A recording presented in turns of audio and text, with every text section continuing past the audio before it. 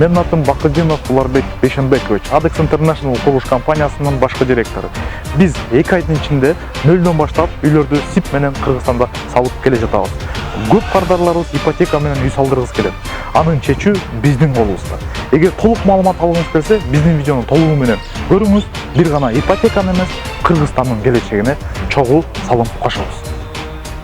Саламатсыздар, урматтуу биздин кардарлар жана ошондой эле Кыргыз Республикасынын жарандары.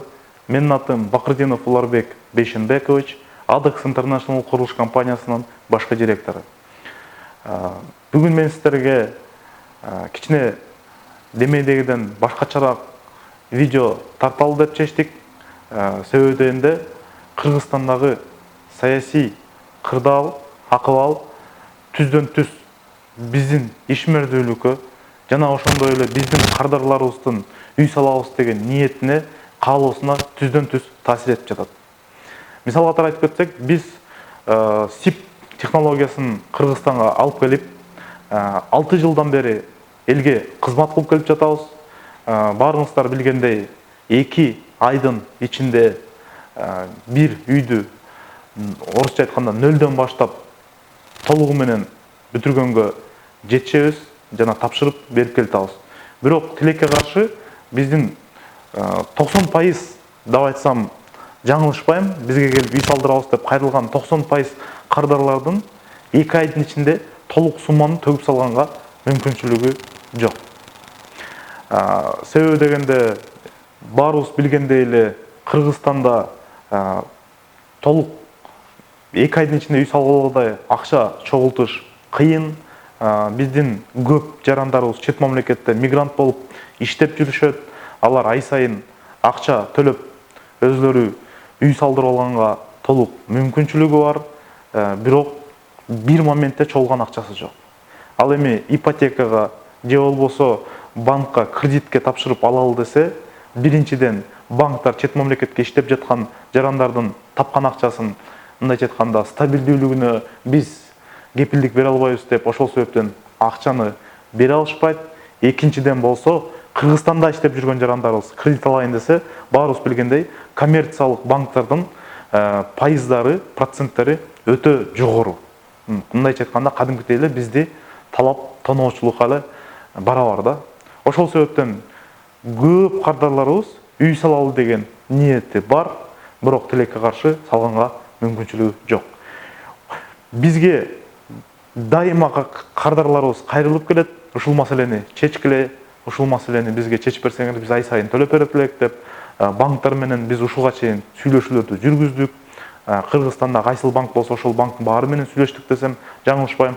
Ошондой эле биздин Кыргызстандагы атка минер чоң-чоң кызматкерлерибиз менен да жолуктук. Мамлекеттик гос ипотеканы кичине реформалайлы, милдеттүү түрдө эле салынган үйгө эмес, ал эми салына элек үйлөргө дагы ипотека кылып бөлгүдөй бололу. Мигранттар, чет мамлекетте иштеп жүргөн мигранттарга мамлекеттик гарантийный фонддон акчаны гарантиясын, кепилдигин бергидей кылып, аларга дагы бөлгүдөй кылалы деп сунуштарды айтып келдик.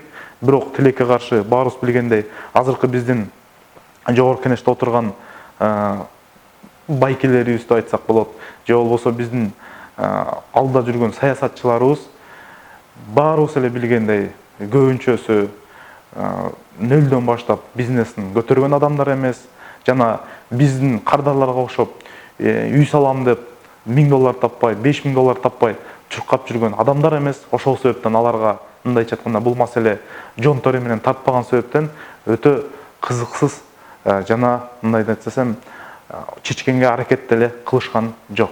Биз министрлерине да бардык, биз депутаттарына да бардык, бирок маселе ордунан таптакыр жылыш болгон жок. Күнүмдүк эле ич-ара, өз ара интригалары менен эле аракет кылып жатышат. Ошол себептен биз өзүбүз аракет кылып чечели десек, биздин колубуздан чече алчу маселе эмес экен. Бул болсо айланып барып эле азыркы биздин бийликке кандай адамдар келсе, ошол адамдардын деңгээлине жараша толук мамлекеттеги иш чаралар, ошондой эле экономикага түздөн түз бизге тиешелүү, мен өзүм курулуш секторунда иштеп жаткан себептен биздин секторго дагы тиешелүү маселелер ошолордун колу менен, ошолордун добушу менен, ошолордун ой жүгүртүүсү менен чечилет экен. Ошол себептен мен өзүмдүн кардарларыма жана ошондой эле биздин Кыргызстандын жарандарына азыркы күндөгү жакын арада шайлоо болот, баарыңыздар билесиздер. Ошол шайлоодо бизге баарыбызга чоң бир мүмкүнчүлүк түзүлүп жатат. Тарыхый мүмкүнчүлүк десем адашпайм. Бул эмне мүмкүнчүлүк? Жогорку Кеңешке шайлоого бир гана партиялар эмес, жана ошондой эле өзүн көрсөткөн талапкерлер да чыгып жатат шайлоого. Жана ошондой эле эң негизги өзгөчөлүк болсо, биз мурда бир партияда бир кандидат бизге жагып, бирок ал партиянын көбүнчө 90% жакпаган себептен ал партияга добуш бере албасак, азыркы учурда биз ошол партиялардын арасынан кандидаттарына добуш бергенге толук мүмкүнчүлүк бар. Анан биз карап көрсөк, мурдагы эле саясатчылар, мурдагы эле коррупционерлер, мурдагы эле биздин Кыргызстанда 30 жылдан бери өнүгүүсүнө салым кошпой кайра артка тартып келаткан адамдар өзүнүн партияларына, өзлөрүнө добуш берберин билип туруп, партиясынын астына же болбосо партиясынын арасына жаш, көрүнүктүү, билимдүү балдарды кошуп, ошолордун добушу менен буга чейинки шайлоолордо өтүп келген жана бул шайлоодо дагы ошол аракетин кылат. Бирок ушул жерден бизде эң сонун бир мүмкүнчүлүк бар. Биз билимдүү балдарга, жаш балдарга, коррупция менен иленишкен эмес, репутациясы таза балдарга өз добушубузду берип, бизге мисал катары курулуш секторунда иштеп жүргөн мага тиешелүү жана мага келип жүргөн кардарларыбыз кайрылып жүргөн ипотеканы чечет элек ушундай кандай десем революция эле кыла бербей, эволюционный метод менен жаңы нерселерди алып келели деген маселелерди мен ишенем ошондой гана кандидаттар менен чечсек болот деген.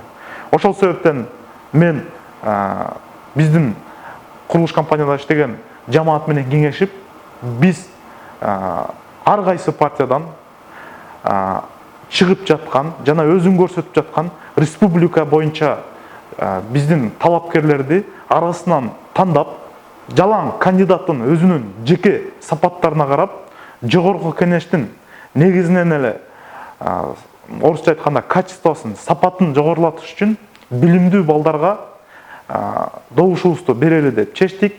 Жана ошол балдарга добуш берели деп жаткан балдарыбызды жөнүндө силерге да маалымат берип, эгер туура көрсөңүздөр, ошол балдарга силер да добуш берип койгоңарды суранам. Себебинде биз жогорку кеңештин сапатын жогорулатсак, ошол замат Кыргызстандагы кандай десем, экономикада болуп жаткан процесстер дагы жогорулайт да, сапаты жогорулайт. Ал түздөн-түз биздин күнүмдүк жашообузга, эртеңки биздин бала чакабыздын келечегине түздөн-түз таасир этет. Дагы бир сураныч, мен өзүмдүн кардарларымдан, биздин видеолорду көрүп жүргөн адамдардан суранып кетем.